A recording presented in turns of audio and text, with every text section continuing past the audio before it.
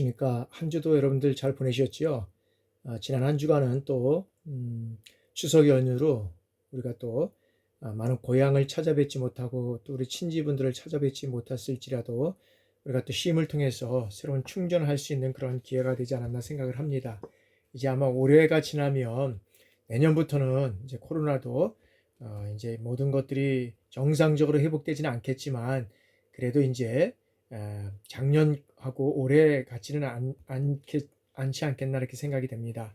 그래서 이제 내년부터는 정상적으로 또 가족과 이런 친지분들도 만나고 친구들도 만나서 또 덕담도 나눌 수 있는 그런 기회를 가졌으면 좋겠습니다. 여러분들 한번 이제 또 토요일이지만은 또 오늘 군수 관리를 통해서 다시 한번 우리가 이 과거나 또 이렇게 여러분들이 진행하는 업무 중에서 다시 한번 이런 되새긴다라는 이런 생각을 가지고 이런 것들을 한 번씩 강의를 들으면 좋겠습니다. 그러면 군수 관리론에 대해서 진행하도록 하겠습니다. 이번엔 4주차로서 제2장 국방군수 기능입니다. 오늘은 제4절 조달에서부터 우리 보급, 정비까지 우리가 군수관리 5대 기능 중에서 우리가 여기서 두 가지를 이렇게 세 가지를 알아보도록 하겠습니다. 자, 조달이란 뭐냐라는 거죠.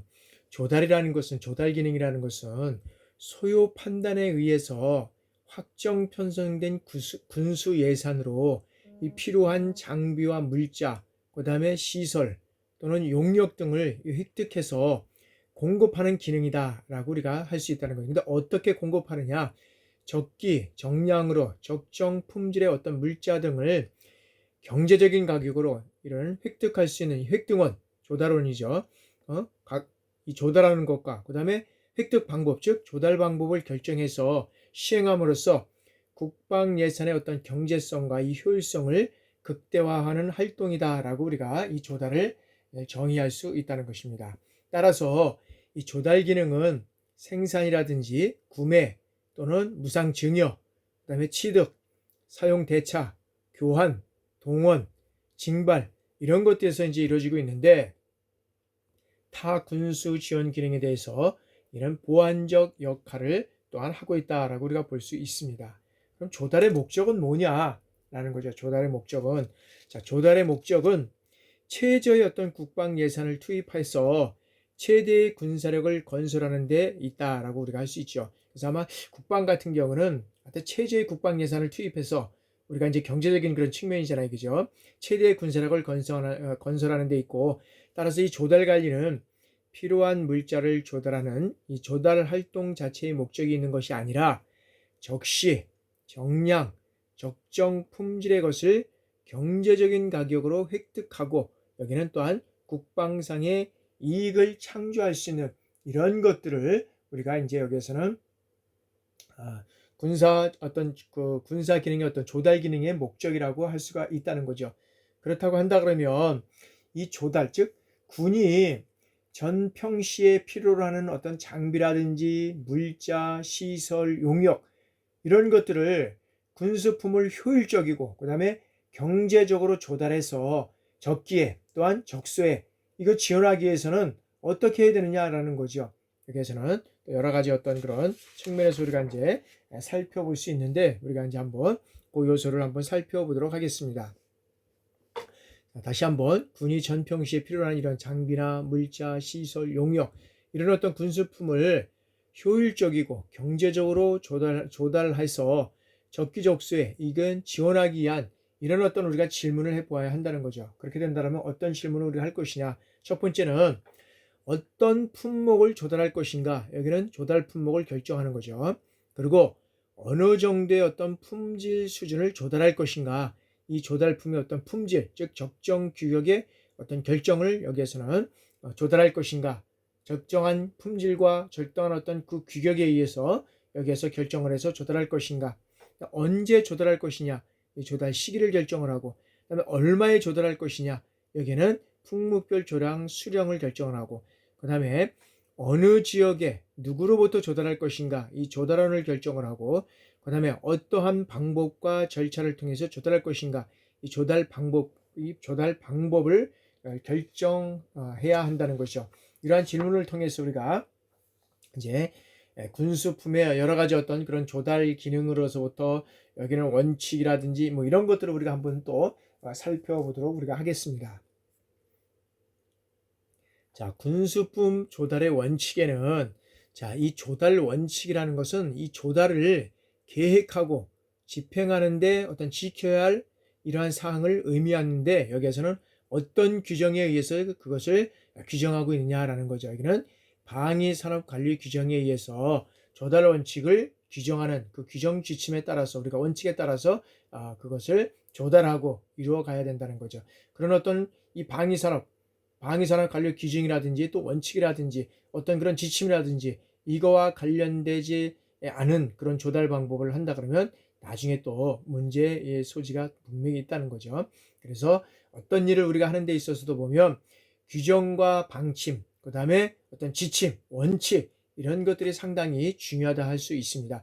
평상시에는 우리가 예를 들어서 평상시에도 우리가 안전이라든지 어떤 업무를 하는 데 있어 규정과 방침을 준수해서 가야 되는데 또 우리가 여러 가지 상황에 있어서 그러지 못할 경우도 있잖아요. 근데 꼭 뭐 사고가 났다, 꼭 문제가 생겼다. 그리고 그것을 어떤 면에서 보면 여러 가지 어떤 또 그거를 또 뭐 수사를 한다든지 그 다음에 어떤 검사를 한다든지 뭐 이렇게 된다 그러면 반드시 그 규정과 방침을 준수하지 않은 게 너무 많이 우리 어떤 사회 곳곳에서 이러한 일들이 일어나고 있다는 거죠. 그래서 조금 늦게 가더라도 이런 어떤 특히 군과 관련된 우리 있는 특히 우리 지휘자들, 지휘관들은 어떤 면에서는 이 규정과 원칙, 그 다음에 지침 뭐 이런 것들을 규정을 잘 지켜서 행하지 않으면 나중에 또 문제의 소지가 분명히 있다라는 것을 우리가 명심하고 이런 것들을 지켜 나가야 할 것으로 우리가 또 생각을 하면서 이제 군수품 조달 원칙에 대해서 우리가 한번 살펴보도록 하겠습니다. 자, 군수품 조달 원칙에는 뭐 여러 가지가 있겠지만 우리가 한 5가지 정도를 우리가 살펴보도록 하겠습니다. 자, 첫째는 정부 조달 협정에 의한 특정 조달 품목이 아닌 한 이 국외 조달보다는 어떤 면에서 보면 국내 조달을 우선 검토해야 된다는 거죠. 그리고 여기에서는 국외 조달 시는 이 FMS 방식 이거를 통해서 이루어지는 이거는 뭐냐면 대외 군사 판매를 우리가 이제 FMS라고 이제 하는데 여기에서는 경쟁에 의한 어떤 상업 개혁을 하되 신뢰할 수 있는 어떤 조단으로부터 양질의 군수품을 적기에 그 다음에 합리적인 가격으로 여기는 조달을 해야 된다. 그래서 그 조달 원칙을 우리가 준수해야 된다. 그러니까 조달할 때 보면 국외 조달보다는 우리가 실적으로 보면 국내 조달을 우선적으로 검토하는 게 맞습니다. 그런데 그러지 못하는 여러 가지 어떤 군수품이 있다는 거죠. 우리가 하나를 조그만 거 개발을 하려고 하면 엄청난 시간과 비용이 들어간다 그러면 그것은 해외에서 조달하는 것이 상당히 맞는다는 거죠. 그러나 그러지 않는 경우에는 여기에서는 국내 조달을 하고 그 다음에 우리가 이것을 개발할 것이냐 또 수입을 할 것이냐 조달할 것이냐 이런 문제도 이제 우리가 다 이제 또 검토를 거쳐서 이제 진행이 되겠죠. 그런 쪽에서 이루어져 가고 있고 두 번째는 자, 군수품의 어떤 조달 계약은 일방 경쟁에 의한 어떤 생산 그 다음에 제조업체와 직접 계약을 해서 직접 거래를 원칙으로 해야 한다는 거죠. 그래서 우리가 이제 군수 이제 이렇게 사실은 원칙이 있지만은 실적으로 어떤 면에서 보면은 이 군에 관련된 여러 가지 어떤 무기라든지 이런 것들을 우리가 실질적으로 보면 생산이나 제조업체와 직접 계약을 하는 경우도 있지만 그러지 못하고 또 어떤 면에서는 그 중개업 업체에 의해서 우리가 이뤄가는 경우도 또 있다는 거죠. 그러나 국가에서 이런 어떤 군수품을 조달할 때는 경쟁에 의해서 이 생산 및 어떤 제조업체 직접 계약을 하는 것이 여기는 원칙적으로 우리가 알고 있어야 된다라는 거죠. 자, 셋째는 조달 대상이 동일 연도의 동일 품목은 이를 통합해서 조달함을 원칙으로 한다. 그러니까는 그 조달 대상이 어떤 동일 연도라든지 품목 이런 것들은 통합해서 조달함을 원칙으로 해야 한다라는 것이죠. 자, 다음에 네 번째는 자, 민수품과 군수품의 어떤 호환성을 증대하고 그 다음에 경쟁 조달 여건의 어떤 조상을 위해서 여기에는 상용품 조달을 확대하도록 여기에서는 우리가 노력해야 된다는 거죠. 그래서 여기에서는 실제로 보면 우리가 어떤 면에서 보면 그 부품이 아닌 그거는 아니면은 우리가 조달할 수 없는 그런 방법이 아니라 상용하는 그런 어떤 조달을 확대해 나가야 된다라는 것이죠. 자, 다섯 번째는 군수품을 국외에 조달할 경우에는 이 규정에 의한 국산 대체를 우선적으로 검토해야 된다. 그러니까 실질적으로 우리가 정말 그러지 못할 경우도 있지만 어떤 그 군수품을 해외에서 국외에서 조달할 경우에는 이 규정에 의한 국산 대체를 우선적으로 검토를 해야 된다는 거죠. 그래서 우리도 보면 무기라든지 그다음에 이런 것들을 우리가 이제 뭐 항공모함 그다음에 전투기 이런 것들도 우리가 개발할 때 보면 실적으로 보면 이제 이게 국산이 대체 가능할 것이냐 또 이양을 가능할 것이냐 이런 문제를 이제 우리가 고려해야 된다는 거죠. 그래서 우리가 이런 어떤 그 조달할 때도 보면 국산 대체를 우선적으로 검토해서 진행해 나가야 된다라는 것을 우리가 생각해야 된다라는 거죠. 자, 그러면 이제 조달에는 자, 기업 조달과 이제 국방 조달이 있는데 이 차이를 한번 살펴보도록 하겠습니다.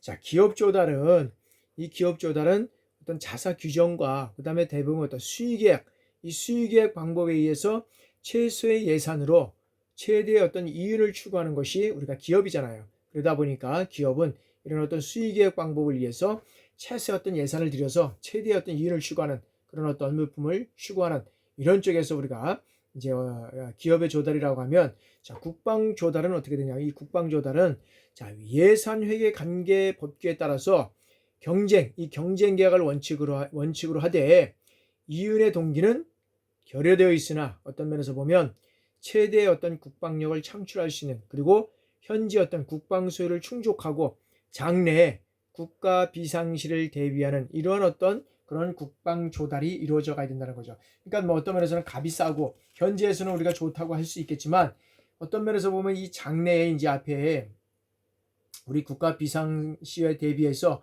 이것들이 얼마나 그 활용할 수 있는 이런 방법들이 있느냐 뭐 이런 것들도 우리가 이제 고려를 해야 된다는 거죠.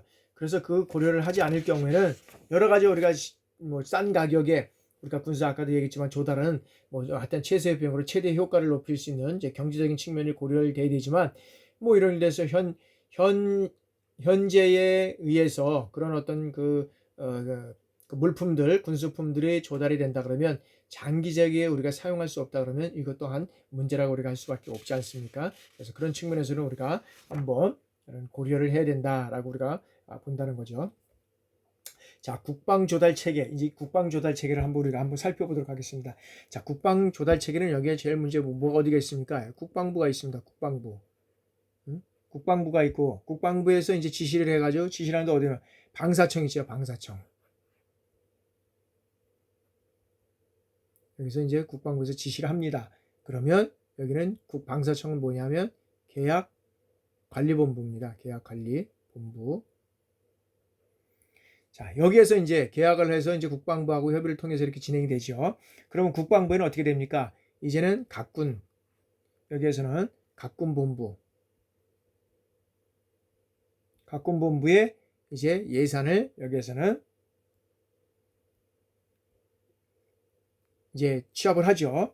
그리고 이제 해서 다시 국방부에 또 보고를 하고, 그 다음에 이제 각군본부는 또 어디에다가 여기는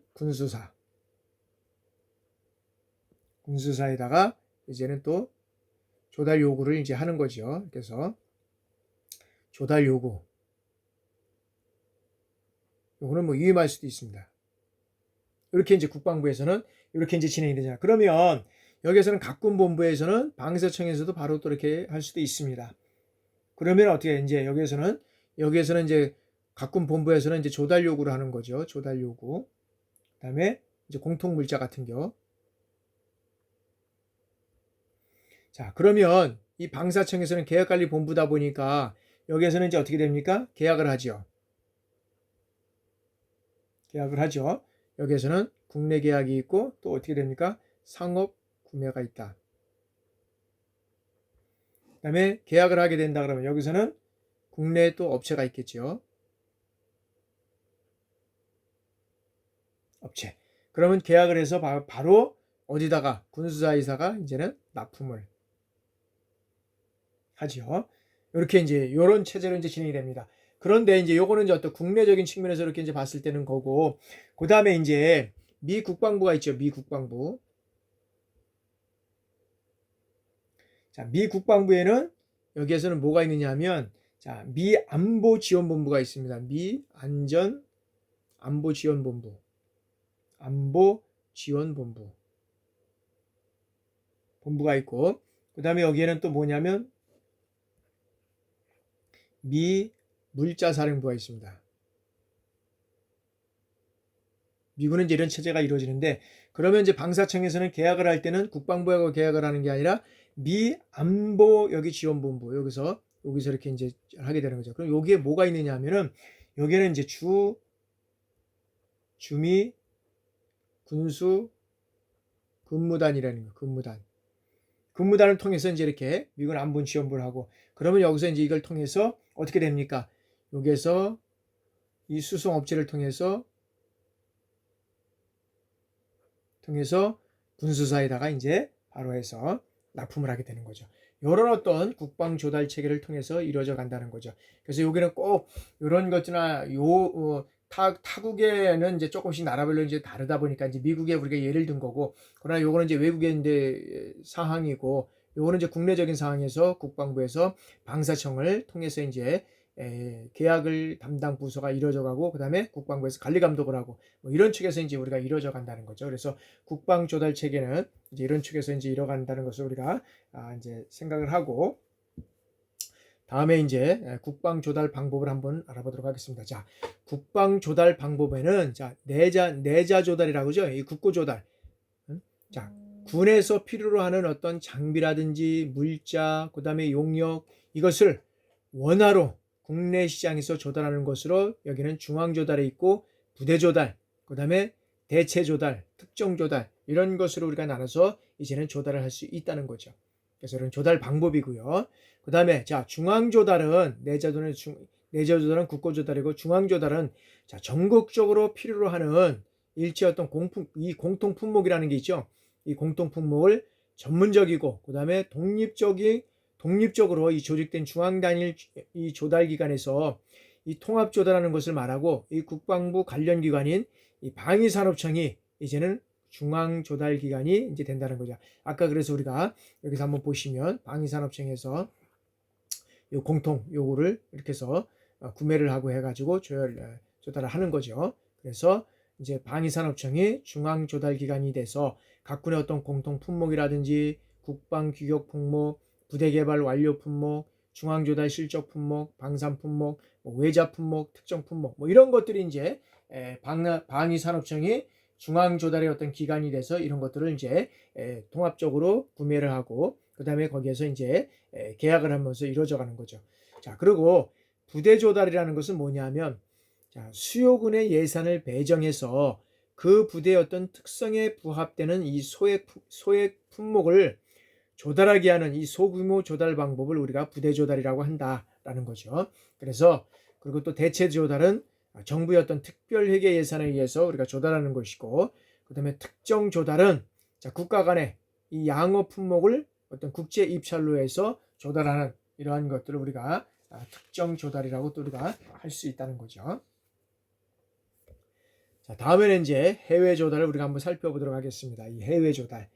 자, 해외 조달에는 대외 군사 판매와 상업 군사 판매를 우리가 이제 나눠볼 수 있는데 먼저 한번 우리가 이제 그 외자 조달, 즉 해외 조달은 무엇인지를 보고 그 다음에 대외 군사 판매하고 상업 군사 판매를 우리가 한번 알아보도록 하겠습니다. 자, 해외 조달, 즉 외자 조달이라고도 하고 여기에서는 자, 군이 필요로 하는 장비나 물자, 그 다음에 국내에서 생산 및 구매가 이런 어떤 불가능하거나 그 다음에 생산이 가능할지라도 경제적으로 해외 조달을 이용하는 것이 이 국익에 현저하게 유리할 경우는 어떻게 됩니까? 대외 지급 수단을 통하여 해외로부터 조달하는 것을 우리가 이제 해외 조달이라고 한다. 그래서 무조건 우리가 60년대, 80년대까지는 거의 다 보면 거의 미국 위주의 어떤 그런 방위산업 그 어떤 그런 그 군수 물품을 우리가 개발하기보다는 도입하는 이런 어떤 조달하는 그런 쪽에서 우리가 이제 이런 정책을 폈다 그러면 이제는 그것들 바꿔서 100%는 아니지만 우리가 이제 자체적으로 개발하는 이런 측면에서 이제 우리가 방위 산업을 육성시키고 있다고 우리가 이제 보면 됩니다. 자, 그다음에 이제 자, 대외 군사 판매란 그럼 뭐냐? 자, 미 국방부 통제하에, 이 미 국방부 통제하에서 정부 대 정부 간 거래로서 여기는 안보 지원 개념에 의거해서 자유우방 국가, 그다음에 국제 기구에 미국산 어떤 국산 장비, 그다음에 물자, 용역 이런 것들을 어떤 면에서 보면 이익도 손해도 보지 않는 원칙 하에서 행정비만 붙여서 판매하는 제도다. 실적으로 보면. 그래서 대외 군사 판매라는 것은 미국이 실질적으로 보면 어디에 우방국을 자유우방국을 대상으로 해서 실질로 보면은 어떤 면에서는 이익도 손해도 보지 않는 이런 원칙 하에서 정말로 행정비만 붙여서 판매하는 제도라는 것을 우리가 대외 군사 판매라는 것을 우리가 알아두시면 되겠고요. 자, 상업 구매라는 것은 뭐냐 하면은 자, 대외 군사 판매에 대응하는 어떤 용어로서 이제 대외 군사 판매를 통해서 조달이 불가능하거나 그다음에 이에 의해서 조달하는 것이 어떤 불리하다고 판단될 때 미국이라든지 또는 자유우방국이었던 이 생산업자나 공급업자와 직접 이런 무기 계약을 통해서 일반 무역 절차에 따라서 조달하는 것을 우리가 이제 상업 여기에서는 상업 구매다라고 우리가 얘기를 할 수 있다는 것이죠. 자, 다음에는 이제 상업 구매의 어떤 근거 법규를 우리가 한번 살펴보도록 하겠습니다.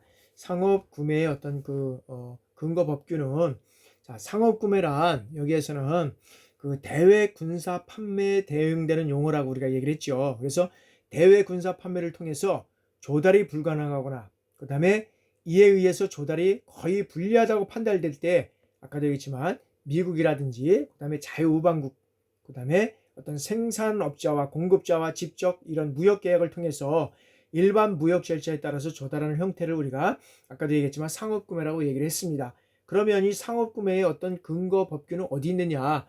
여기에 보면 자, 국가재정법 및 동시행령, 그다음에 간세법 및 동시행령, 계약사무처리규칙, 그다음에 대무역법 및 동시행령, 그다음에 외자구매 일반경쟁 입찰 참가자, 외자구매 어떤 예정가격 어떤 불치에 관한 규정, 그다음에 국방부 지침 이런 것들로 인해서 여기는 외환 업무에 대한 어떤 그런 처리를 당해년도의 어떤 그런 것들을 정해서 처리하는 것을 우리가 상업구매 근거 법규를 통해서 이루어간다라고 우리가 볼 수 있습니다.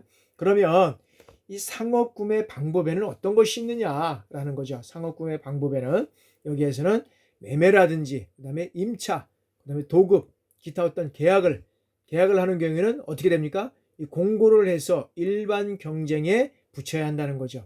그다음에 상업 매매는 그래서 그런 어떤 구매 대상자에 따라서 여기에서는 일반 경쟁 계약과 제한 경쟁 계약, 그다음에 지명 경쟁 계약 뭐 이런 것들이 있는데 우리가 뭐 다 알겠지만 일반 경쟁 계약은 어떻게 합니까? 어떤 개혁이나 목적 이런 어떤 조건을 어떤 신문이나 간부, 게시 등에서 이제 방법에 의해서 공고하지요. 그러면 그 자격을 갖춘 불특정 다수인에게 하여금 이제 경쟁에서 입찰을 하는 그래서 일반 경쟁 입찰이죠. 이것이 제일 좋지만 또 한편으로는 엄청난 그런 어떤 불특정 다수인들이 경쟁에 어떤 입찰에 참여하다 보니까 또 어떤 시간적인 그런 여러 가지 어떤 제약적인 요소가 또 많이 또 들 수도 있다라고 볼 수도 있습니다. 그래서 이제 일부는 그다음에 무기라든지 어떤 그런 것들은 어떤 제한 경쟁이나 지명 경쟁을 하는 경우도 많이 있습니다. 그래서 제한 경쟁 입찰은 제한 경쟁 계약은 자, 국가가 이 계약을 체결함에 있어서 어떻게 됩니까? 입찰 참가자의 어떤 자격을 사전에 제한한다는 거죠. 그래서 그 자격을 갖춘 자로 하여금 입찰에 붙여서 그중 국가의 어떤 유리한 조건을 제시한 자와 이제 계약을 여기는 해결하는 방법이죠. 제한 경제. 그다음에 이제 여기는 지명 경쟁 계약이 있습니다. 지명 경제는 실적으로 보면 어떤 면에서 보면은 어떤 계약의 상대가 될 사람, 미리 이제 어떤 면에서는 계약의 상대가 될 사람을 몇 명 이제 지명하는 거죠. 그래서 그중 가장 유리한 조건으로 계약에 응하는 자와 계약을 맺는 것. 사실 어떤 면에서는 지명 계약자에 대한 보면은 우리가 또 어려운 점도 있을 수 있습니다. 나중에 또 여러 가지 어떤 그 이권이나 이랬던 또 여러 가지 문제들 수 있고 그렇기 때문에 일부는 제한 경쟁을 하고 거기에 또 한편으로는 지명 계약으로 오는 이런 경우도 많이 또 있습니다. 그래서 우리가 이제 일반 그 항공업체 또 뭐 이런 것들도 우리가 이제 계약 하고 이제 입찰하는 이런 것들도 우리가 보면은 알 수 있잖아요. 그런 측에서 보면 제일 중요한 것은 제일 좋은 것은 일반 경쟁이긴 하지만 여기는 시간과 어떤 여러 가지 소요적인 요소가 많이 들어간다. 그러나 제한이나 지명 경쟁에는 또 우리가 이거는 축소를 해서 우리가 할 수 있겠지만 또 여러 가지 문제가 있기 때문에 제한 경쟁을 통한 지명 계약도 우리가 많이 이렇게 진행되는 것을 우리가 볼 수 있다. 또 그래서 이런 어떤 상호 구매 방법에는 입찰, 그 다음에 갭찰 방법에 따라서 가격이라든지, 그 다음에 규격 분리 입찰, 그 다음에 일괄 구매 방법, 뭐 이런 것들을 통해서 우리가 이제 구매를 한다라고 우리가 보면 된다는 거죠.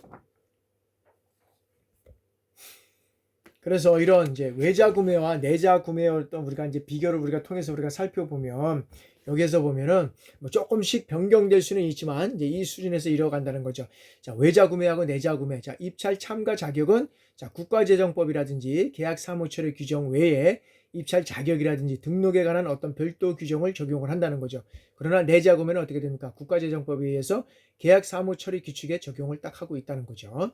그다음에 공고기간은 외자는 40일 이상, 단기는 10일. 그다음에 여기는 내자는 뭐 통상 7일, 그다음에 단기는 5일 정도 이렇게 공고 기간을 두고 있고요. 더 빠를 수도 있죠. 뭐 이런 게 안 된다 그러면. 이제 공고 방법에는 인터넷 공고 및 입찰 권유서를 별도 송부를 하고, 그다음 내자 구매는 뭐 인터넷이라든지 여러 가지 공고를 통해서 이루어가고 있고요. 입찰 보증금은 100분의 2 이상, 여기는 100분의 5 이상 이렇게 진행이 되고요. 계약 보증금은 100분의 5 이상, 100분의 10 이상 이렇게 내자 구매는 예정 가격은 자 예가 불비치 목표가 설정. 그다음에 이거는 예가가 비치돼 있다. 내자 구매는 자 수의계약 사유에는 자 수의계약 추가 인정. 그래서 국가재정법 시행령 26조에 긴급을 요하고 단일 입찰 또는 무응찰 시는 여기는 수의계약을 추가 인정을 해서 진행할 수 있다. 그 다음에 여기는 이제 내자 구매는 수의계약 사유 4시까지가 이제 있다는 거죠. 그러면 다 일일이 우리가 나열할 수는 없겠지만, 자, 국가재정법 시행령 26조에 이 내용들이 명시되어 있기 때문에 혹시라도 계약과 관련된 이런 어떤 부서에 근무를 하고 있는 우리 지휘관들이 있다 그러면, 지휘자들이 있다 그러면 혹시 한번 이런 내용들을 잘 살펴봐서 조금씩 변경된 경우도 있고 조정되는 경우도 있겠지만 이런 어떤 절차를 통해서 우리가 이뤄가면 된다라는 거죠.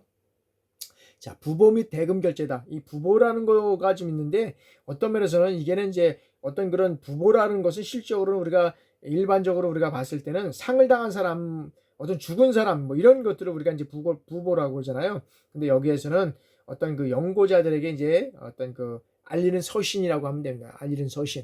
그래서 해상 운송 고려, 해상 위험 부보, 그다음에 신용장 거래 방식 뭐 이런 것들이 이제 외자 구매는 있잖아요. 왜 그러냐면 해상에서 이 해상이나 공중을 통해서 이렇게 오고 때문에 여러 가지 어떤 해상 위험에 대한 어떤 그런 나중에 그런 어떤 문제가 된 상황에 대해서는 이런 어떤 것들을 보험에 들을 수 있는 이런 위험 요소가 갖춰져 있어야 된다는 거죠.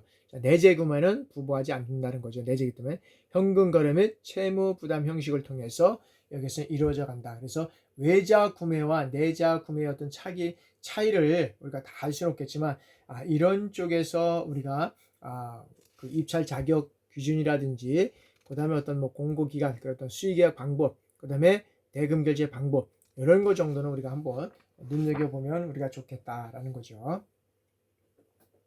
자, 다음에는 이제 제5절 보급을 우리가 이제 알아보도록 하겠습니다. 자, 보급이란 뭐냐? 보급.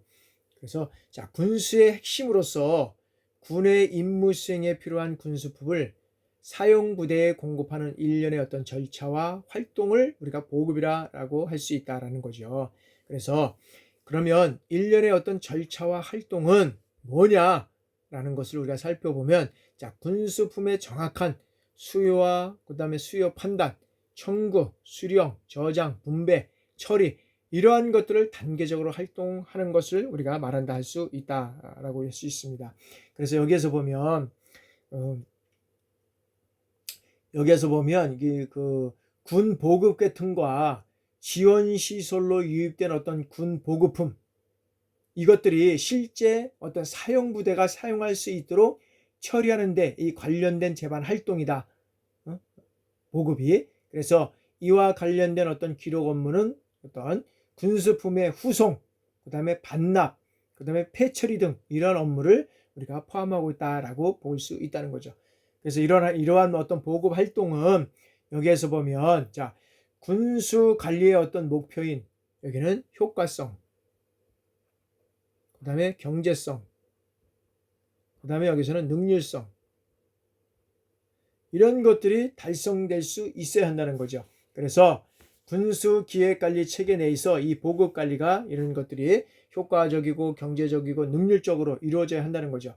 그리고 어떤 보급 지원 또는 어떤 보급 지원 활동이 보급품의 어떤 분배를 통해서 보급품 유통의 관점에서 표현하는 어떤 보급 활동을 우리가 여기에서는 보급 활동이라고 우리가 얘기를 할 수 있다라는 거죠. 그래서 어떤 최소의 물자로 여기에서 목적은 보급의 목적은 최소의 물자로 최대의 어떤 군사력을 발휘하도록 하는 것으로서 사용부대가 필요로 하는 장비나 물자를 필요한 어떤 시기와 장소 여기에 신속히 공급하는 것이 어떤 보급의 주요 과제라도 할 수 있다. 그래서 군수라는 것은 뭐냐면은 이게 어떤 면에서 최소의 비용으로 최대의 어떤 그런 군수품을 조달하든가 그다음에 보급한다는 이런 것들이 상당히 어떤 그 경제적인 측면에서 우리가 경제적인 측면과의 관계에서 우리가 고려해 볼 수 있고요. 그리고 뭐냐면 이 보급이라는 것은 이 장비나 물자를 이 필요한 시기와 장소 그래서 어떻게 신속히 여기에 보급할 것이냐라는 것이 우리가 중요하다는 했잖아요. 군수는 그래서 전반적으로 봤을 때 보면 우리가 먼저도 계속적으로 얘기하지만 어떤 그런 그 작전적인 요소 뭐 이런 것들도 다 고려한 측면에서 우리가 이루어져 가야 된다라고 우리가 보고 있잖아요. 그런 것들이 이루어가지 않으면은 실질적으로 보면 이제 어려운 점이 있는 거죠. 그래서 아무래도 이 군수품이라는 것은 잘 전달이 돼야 되는데 그러한 것들이 잘 전달이 되지 않으면 하여튼간에 여러 가지 어떤 그런 또 문제점들이 이제 있을 수 있고 그러다 보니까 여기에서 나타나는 시기와 장소에 적절한 어떤 공급품을 보급하는 것이 중요하지만 실적으로 전쟁상 어떤 위급한 상황에서는 그래서 여기에서는 어떤 그런 작전 요소를 잘 판단해 가면서도 이런 물품을 장비나 물자를 어떤 보급을 해야 된다라는 것이 어떤 군수의 어떤 보급의 목적이라고 우리가 할 수 있습니다. 자, 그러면 보급 지원의 어떤 세부 기능을 우리가 한번 보겠습니다. 보급 지원의 어떤 세부 기능에는 재고 관리하고 유통 관리라고 우리가 살펴볼 수 있는데, 자, 제대별 군수품의 어떤 적정 인가 기준 설정 및 보급 운영 수준이 확보가 돼 있어야 된다라는 거고요. 그 다음에 부대 임무 수행에 의한 어떤 군수품의 실소유 청구 이것이 반영돼야 된다라는 것이고요. 자, 분배 방법 결정, 그 다음에 어떤 건의가 부대 분배라든지 어떤 보급수 분배 이런 것들을 통해서 이루어져 가야 되고요. 그 다음에 할당이라든지 우선순위 결정을 통한 어떤 건의가 이루어져야 된다.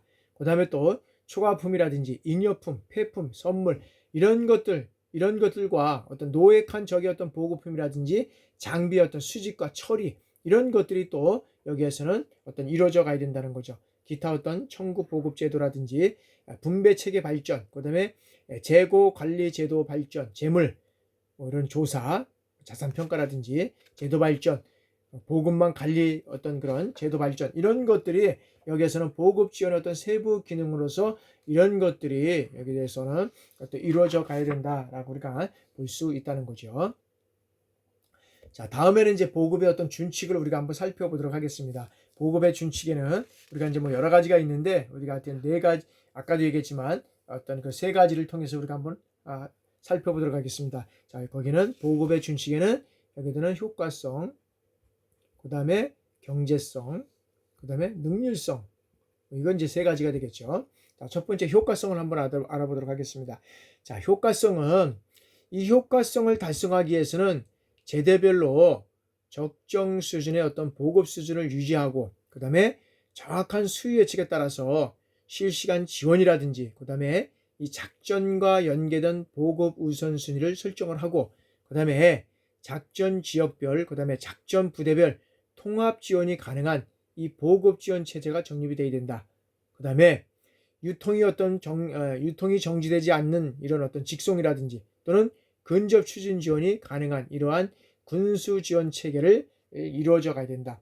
그런 면에서 보면 효과성에서 보면은 통합 지원, 그다음에 어떤 이런 어떤 근접 추진 지원 뭐 이런 것들이 이제 이루어져 가야 된다는 거죠. 그리고 어떤 보급의 우선순위, 이를 우선순위를 고려해서 이게 지역별로 작전별로 뭐 이런 것들을 통해서 이루어져 가는 것이 우리가 효과성이다.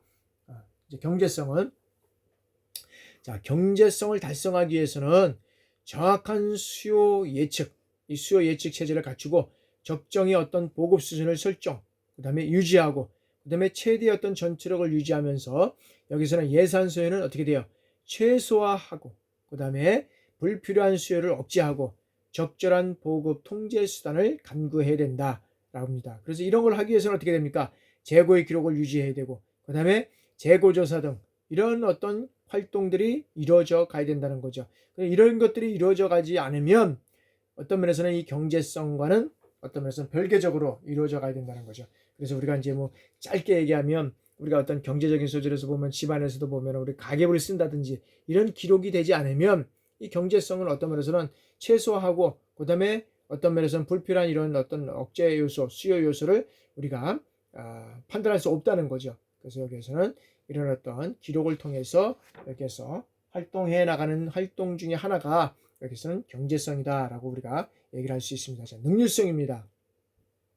능률성이라는 것은 작전부대 요구에 충족할 수 있도록 지역별로 또는 부대별 통합 군수 지원 이런 패키지로 지원하고 있고, 그 다음에 유통정지를 최소화하기 위한 어떤 체계를 정립을 하게 되고, 지원 체계의 어떤 단순화, 그 다음에 보급제도의 어떤 개선, 그 다음에 군수관리 정보화를 통해서 사용자 위주의 어떤 실시간 지원, 그 다음에 군사 정보를 제공하는 이러한 노력이 필요하다는 거죠. 그래서 미국군의 어떤 집중군수 개념은 이러한 어떤 보급 준칙을 전장에서 실현하기 위한 조치를 하는 것이 능률성을 이루어가는 데서는 어떤 최대한 그런 것들이 이루어져 가야 된다라고 우리가 보고 있다는 거죠.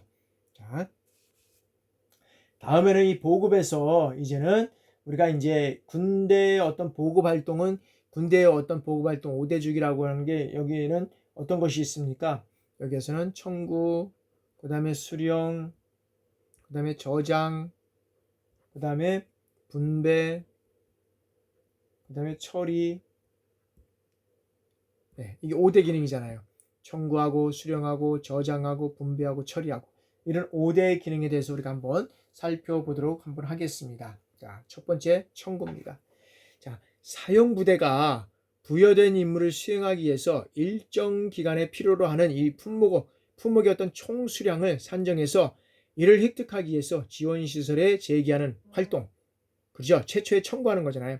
청구의 종류는 초도 청구가 있고 보충 청구가 있고 특별 청구, DL 청구 등이 있다. 그래서 우리가 초도 청구는 그 현재까지 어떤 소유가 없던 품목을 최초로 청구하는 거, 초도 청구. 보충 청구는 어떤 겁니까?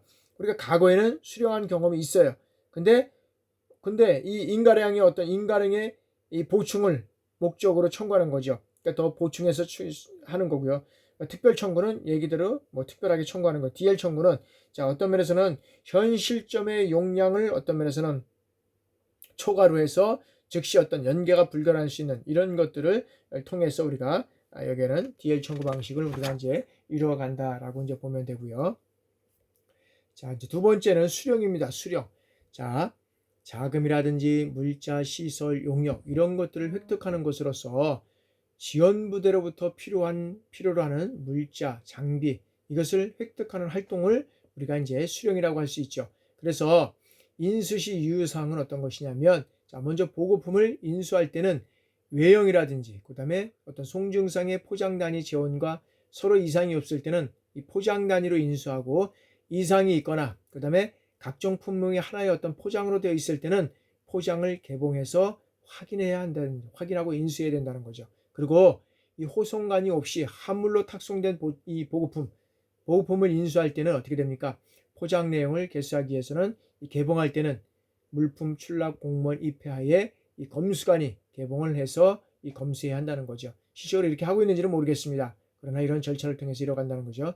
그리고 인수한 보급 품종, 상태 저하, 그 다음에 부족, 훼손, 그 다음에 어떤 이정품의 발생했을 때 이런 어떤 수입 검사일로부터 일정 기간 보고서를 작성해서 처리해야 되는 것이 이제 수령이다. 자, 저장은 뭐냐?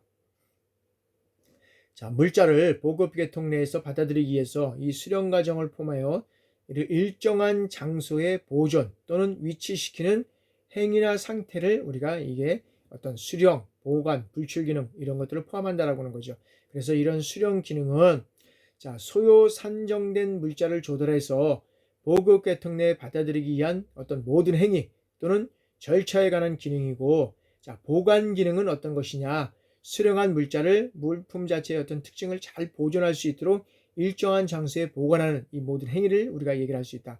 그래서 절차에 관한 협의의 어떤 저장 기능을 이루어가야 한다라고 우리가 볼 수 있는 것이고요.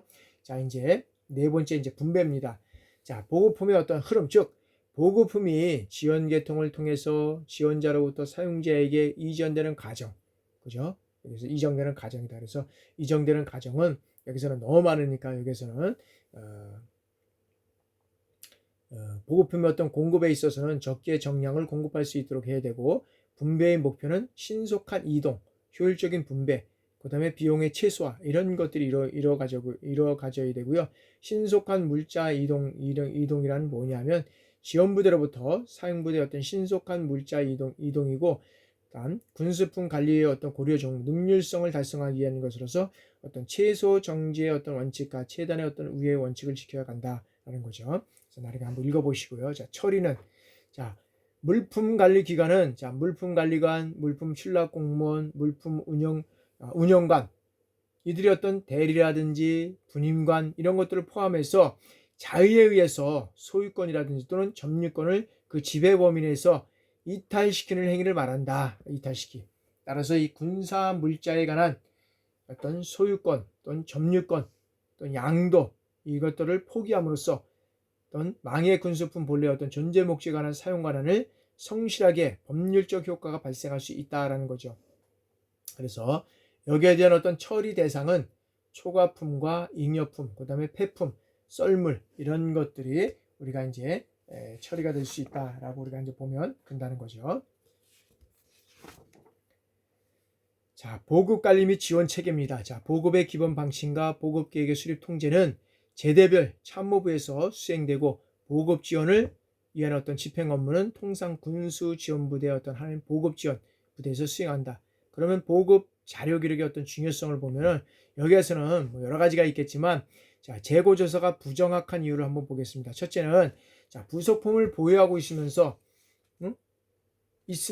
없다고 가소 기록한 경우, 가소 적게. 둘째는 부속품을 미부여하고 있는데 여기에서는 어떤 면에서 보면은 가다 보유하고 있는 것처럼 기록하고 있는지. 그 다음에 셋째는 자, 부속품을 보유하고 있는데 카드가 작성되지 않는 경우, 그 다음에 수령하고도 수령량이 기록되지 않는 경우, 이런 것으로 인해서 재고조사가 이런 부족한 경우가 이제 있다고 우리 볼 수가 있다는 거죠. 자, 지금 다음에는 이제 보급 지원 체계의 어떤 정립을 우리가 한번 살펴보도록 하겠습니다. 자, 보급 지원 체계는 자, 보급 지원 기능이 부여된 제대별로 연계해서 근접 추진 보급이 가능하도록 이 조직을 편성하고, 그 다음에 작전 개념에 부합되도록 자원이 배분되고, 그 다음에 우선순위가 통제되도록 군수품의 양이라든지 위치, 상태 이런 것들에 관한 어떤 군수관리 정보 체계를 통해서 자산의 어떤 가시화가 이루어져 가야 된다라는 것입니다. 그래서 여기에서는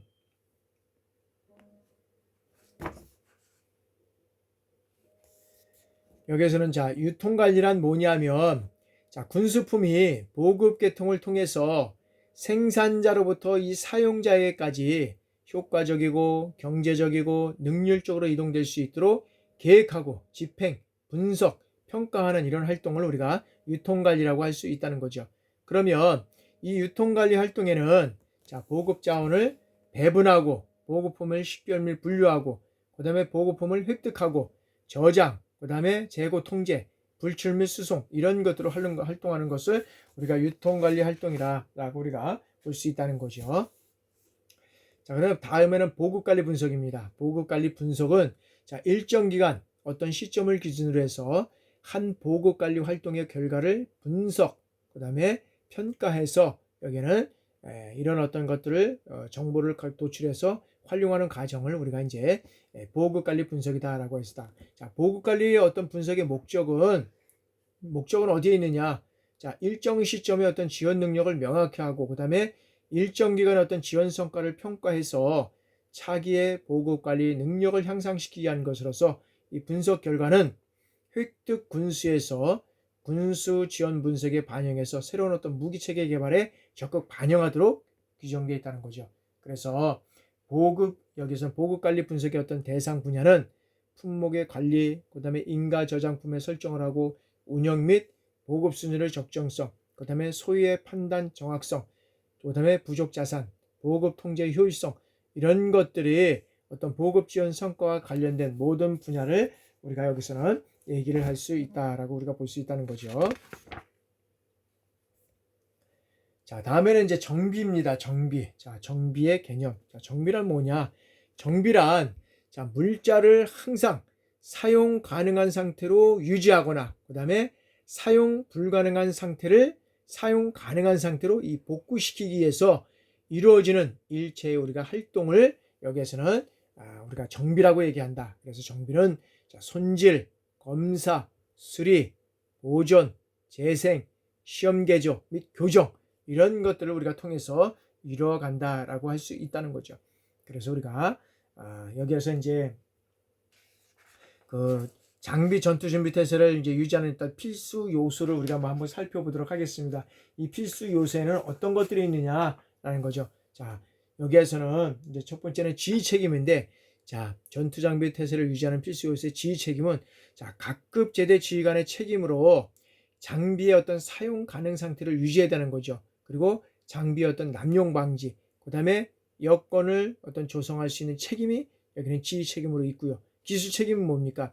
자, 기술 참모의 책임으로서 기술 교리라든지 방침, 그 다음에 정비 절차 계획 수립, 그 다음에 제반 어떤 정비에 대한 어떤 기준 설정, 발전, 그 다음에 장비 어떤 개선, 보고 조치, 그 다음에 수정 작업 명령 하달, 기술 책임, 감독 책임, 이런 것들이 이제 기술 책임으로서 이루어져 가고 있고요. 그 다음에 직접 책임은 장비 사용자의 어떤 책임을 말하는 거죠. 그래서 개인 책임과 관할 감독 책임, 어떻게 알았네요? 책임의 두 가지를 이제 우리가 분류할 수 있다는 거죠. 그래서 개인 책임은 장비를 직접적으로 관리한다든지 이런 것들을 이제 우리가 할 수 있는 거고, 관할 감독 책임은 그 장비가 잘 어떤 유지되고 전투 태세를 유지할 수 있는 그런 장비가 이루어져 가고 있느냐라는 것을 우리가 볼 수 있다는 거죠. 그러나 그런 것들을 통해서 우리가 보면은 여러 가지 어려운 점들이 문제가 있기 때문에 그것을 우리가 여기에서는 그런 것들을 잘 직접 책임져서 관리를 해야 되고요. 지원 책임은 군수 사령관 및 예하 정비 부대장의 책임으로서 지원 부대는 이 피지원 어떤 그런 피지원 부대에 대해서 정비 지원이라든지 기술 지원을 해야 하는 이런 어떤 지원 책임이 여기는 지원 부대장에게 우리가 있다고 할 수 있는 거죠. 자, 그러면 정비 단계는 여기에서 보면은 우리가 이제 5단계까지 나눌 수 있는데, 여기에서 군에서 정의화가 있는 정비 단계는 1단계는 사용자 정비입니다. 자, 장비를 운전 또는 사용하는 자에 의해서 수행되는 정비. 그래서 여기는 장비 사용 전, 사용감, 사용 후에 이런 것들을 통해서 결합을 조기에 발견해서 손질하고 주의하고 조정하고 이런 어떤 기능을 유지하는 것이 1단계다. 2단계는 부대 정비용 정비다. 자, 편성 장비표 혹은 어떤 기타 배장표에 인가된 공구라든지 이런 수리 부속품을 사용해서 교육받은 기술병이 수행하는 정비다. 그래서 사용자 정비는 일일 정비 및 주간 정비가 있고, 그다음에 부대 정비는 월간, 그다음에 분기 및 어떤 반년 정비 이런 것들을 통해서 이뤄간다라고 우리가 볼 수 있고요. 자, 3단계는 직접 지원 정비입니다. 자, 직접 지원 정비 부대에 의해서 수행되는 어떤 정비로서 여기는 전문 어떤 기술병에 의한 어떤 그런 부속품을 교환하고 수리, 그 다음에 각종 정비 지원을 정비 근무 지원을 하는 것이 여기는 직접 지원 정비다. 그래서 야전 정비 지원, 그래서 입고 정비라든지 이동 정비, 지역 군안 및 어떤 기술 원조 이런 것들을 통해서 이루어져가는 것이다. 그래서 우리도 이제 근무하다 보면 이제 야전 정비에서 이제 입고 정비도 할 때도 있고, 그다음에 여러 가지 이동 정비를 통해서 와서 하는 경우도 있는데, 하여튼간에 이런 어떤 정비는 어떤 면에서는 실질적으로 사용의 어떤 그 즉각적인 사용이 될 수 있게끔 우리가 유지를 해나가는 게 상당히 중요하다라고 볼 수 있는 거죠. 자, 4단계는 일반 지원 정비다. 그래서 통상 야전 정비 지원 부대에서 보다 정밀하고 그다음에 기술적인 정비 작업을 수행하고 주로 어떤 결합체, 구성품을 수리해서 야전 보급 지원 시설 어떤 재고로 전환하는 것이다. 전환하는 것이다 라고 우리가 볼 수 있고요. 5단계는 창정비입니다. 창정비는 어떤 면에서 보면 여기에는 이제 이 정비 지원 체제에서 이제 어떤 최상급의 어떤 정비를 우리가 얘기를 할 수 있습니다. 그래서 뭐 어떤 장비라든지 물자를 완전 분리, 이런 어떤 이 수리 개념에 의해서 이 장비라든지 주요 품목을 완전 분해한다든지 수리, 재생 이러한 것을 통해서 우리가 이제 여기에서는 생산 작업을 하고 수정 작업 명령에 의해서 수정 작업을 실시하는 것이 여기에서 보면은 이제 5단계의 어떤 그런 군에서 적용하고 있는 정비 단계를 우리가 얘기를 하고 있다. 그래서 오늘 여기서 우리가 세 가지를 봤잖아요. 이제 보급에 대한 것들을 어떻게 되면 여기서는 이제 어떻게 이제 군수를 조달할 것이냐, 그 다음에 보급할 것이냐, 정비할 것이냐. 그래서 최소의 비용으로 어떤 최대의 어떤 그런 장비, 물자를 조달하고, 그 다음에 거기에 따라서 또 보급을 하고, 그 다음에 이 장비를 어떻게 즉각적으로 사용될 수 있는 이런 장비로 우리가 평상시에는 어떤 손질하고 주의하고 조정하고 이 장비 기능을 유지할 수 있는 이런 단계를 우리가 평상시에 만들어야 된다는 거죠. 그리고 뭐 이제 우리가 이런 어떤 단계를 통해서 갔는데도 불구하고 그다음에 뭐 창까지 들어가야 된다면 어쩔 수 없겠지만 우리 이런 장비는 어떤 면에서는 잘 유지하고 관리하는 것도 또 중요하다라고 우리가 볼 수 있다는 거죠. 그래서 오늘 어떤 국방군수 기능에 대해서 우리가 이제 조달, 보급, 정비까지 우리가 살펴봤는데 이 기능들을 통해서 우리가 평시에 어떤 군수 지원을 어떤 조달하고 보급하고 장비를 관리하는 이런 측면에서 우리가 이런 것들을 잘 유지해 나가야 된다라고 우리가 볼 수 있다고 생각이 됩니다. 지금까지 이제 뭐 빨리빨리 여러분들 이걸 가지고 잘 설명할 수도 없고 제한된 시간 내에 또 여러분들이 시간이 많이 지나면 또 싫어하잖아요.